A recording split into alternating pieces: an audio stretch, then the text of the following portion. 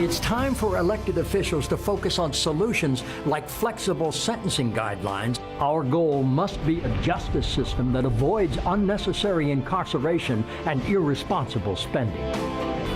Tell Congress to pass the Smarter Sentencing Act.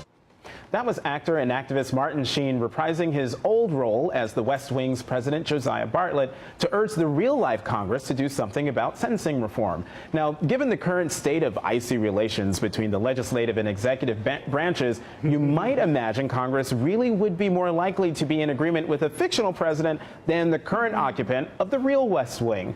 But as it turns out, sentencing reform makes for some unusual political alliances. Take a look at some of the senators supporting the Smarter Sentencing Act you just heard President Bartlet talking about.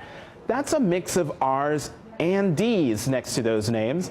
The Smarter Sentencing Act goes beyond the president's clemency powers to make what the LA Times has called the most far-reaching changes in years to federal sentencing and parole guidelines.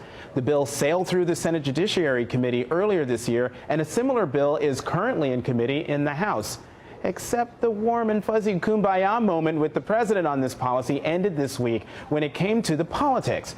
Because no sooner had the president announced his effort to fix the sentencing system than some members of Congress found reason to criticize it. On Thursday, the Washington Post reported on some legislators grumping about the president flexing his executive muscle to push sentencing reform.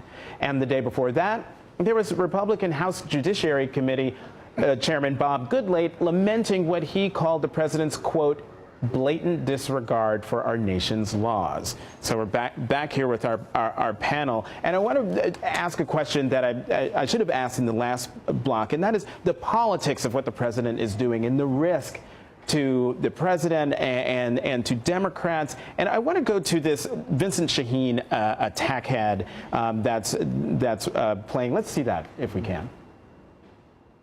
It's a fact. Trial lawyer Vincent Shaheen made money off criminals, got a sex offender out of jail time, defended a child abuser, and represented others charged with violent acts, threatening to kill, punched in the face. Shaheen defended violent criminals who abused women. I mean, that's Willie Horton 2.0. I mean, what do you think the political risks are of what the president is doing? And that ad is pretty hard hitting. Yeah, it is. Except, you know, we have 40 years of, unfortunately, creating criminal justice policy based on one-offs. And we have to move away from that. We have to recognize that we have an entire system that's not working. If you're conservative, guess what? Big government. This is the second biggest ticket item on most people's budget.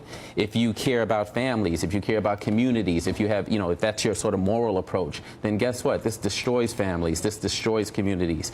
So it seems to me like over the last 10 years, this actually is the one issue that's had the most bipartisan support, and we should continue in that direction and not allow ads like this to derail it. Jonathan, what strikes me when we hear some of these conservative voices now coming out against this is that so many of these conservatives insist upon a literal reading of the Constitution. The president has these clemency and pardon powers in Article 2, Section 2 of the Constitution. It's right there. That's fully within his executive authority to do it.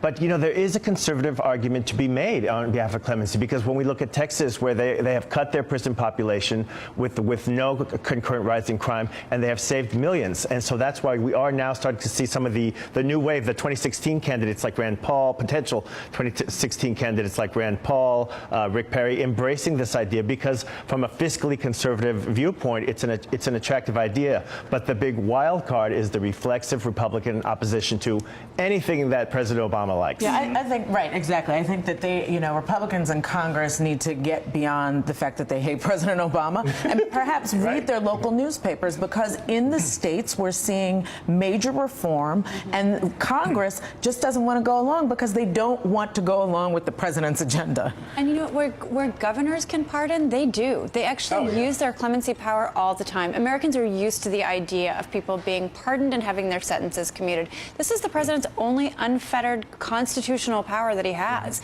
He uses it very seldom. And I think in this case, you know, the president has the authority to release anybody he wants from prison on any day.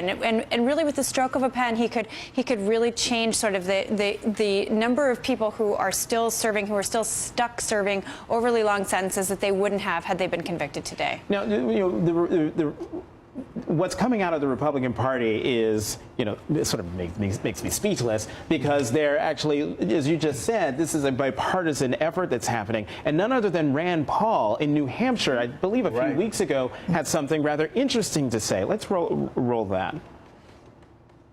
The door's not going to open up to the African American community or the Hispanic community until we have something to offer. If you look at the war on drugs, 3 out of 4 people in prison are black or brown. But your kids and grandkids aren't perfect either. The police don't come to your neighborhoods. You get a better lawyer. I mean, that's pretty remarkable. So one, from Rand Paul, but two, from a Republican who is considered to be a leading contender for the 2016 Republican presidential nomination. Does his party want to hear this? I think that I really think that Americans understand that this country has been addicted to mass incarceration for a very long time. And libertarians, the Rand Paul thing is a perfect example. This is where they come together. And you know what? I don't see a lot of backlash from his party on this. People listen to it, and a lot of people agree. People are very, very tired and would like very much, I think, to leave the 80s behind on the drug war. And the fact that conservatives are speaking about this, not just here, but also like at CPAC, which is the gathering of the hardcore, faithful of the party, that they're speaking about this issue, I feel like that's a real sea change that we're seeing on the conservative side, that people are just recognizing that this entire policy has been so foolish, so wasteful, and as Rand Paul mentioned, it's caused a lot of destruction in our communities. Also, crime is down. That's just a fact. For years. Yeah, crime is down. So it just makes sense. Let's follow the research. Let's follow what the research tells us works, and recognize that crime is down. Stay with us, because sentencing reform is just the beginning. What happens to those former offenders when they come home? We'll get into that when we come back. But first, Rand Paul isn't the only one speaking truth to the Republican base. At a Rotary Club meeting in Ohio this week, House Speaker John Boehner mocked his Republican colleagues over another tough issue, immigration reform.